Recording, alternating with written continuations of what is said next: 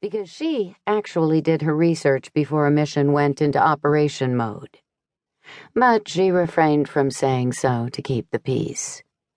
She always bit her tongue with Jake to keep the peace.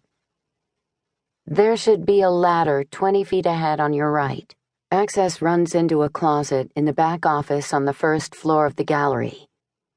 Jake didn't respond, but seconds later his light illuminated the metal ladder, exactly where Marley had said it would be.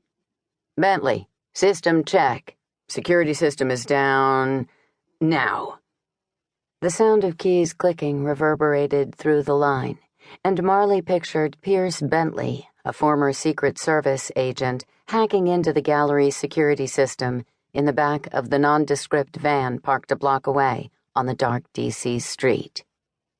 That was where she needed to be, in case something went wrong, and she had to give the men inside split-second directions. On site in the van, in the event the satellite feed went down, or the cops showed up, or any number of things erupted to ruin the op. But no, because she was a woman and not one of the guys, Jake made it clear her place was anywhere besides in the field. That fact burned more than she liked. For the most part, working at Aegis was rewarding. She loved the guys, loved the work, and the pay was a serious perk. But Jake's gender bias was really grating on her last nerve, especially lately, when his resistance to her having anything to do with field work only seemed to be growing stronger. He lets Eve participate in the ops. Her brain skipped over the only other female who worked for the company. Yes, Jake let Evelyn Wolfe participate in the ops.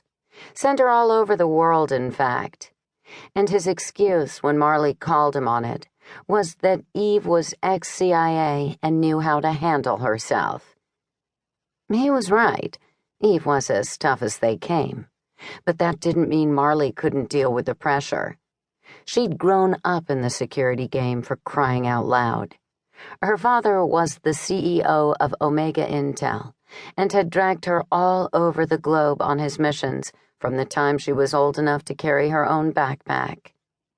When it came to field work, raids, rescues, extractions, she'd seen it all.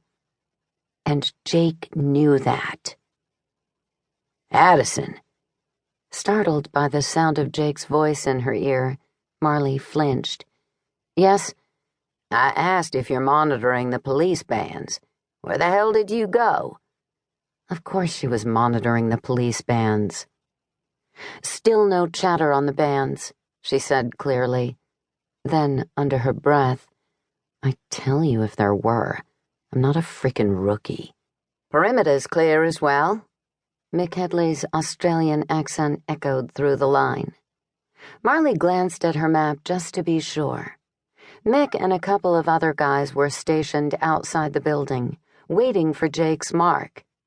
Their op this time was simple. Test the Pulaski Gallery security system. No big deal.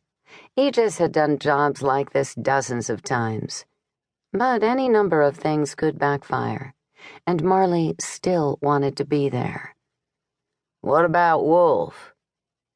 On the screen to her left, Jake's light shined over the interior of a small office made up of a desk, file cabinet, and a trio of chairs. If he'd heard Marley's muttered comment, he didn't acknowledge it.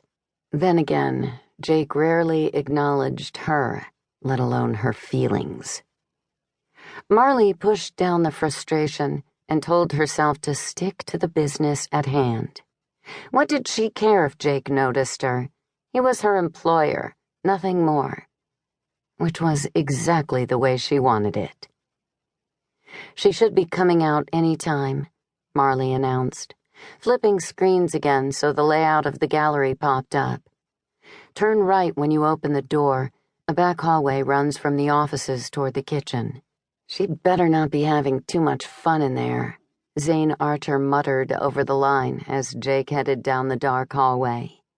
He, like Headley, was also stationed outside, waiting on cleanup duty. To keep listening to this audiobook, I've left you a link in the description so you can do it, at no cost thanks to Audible's 30-day free trial.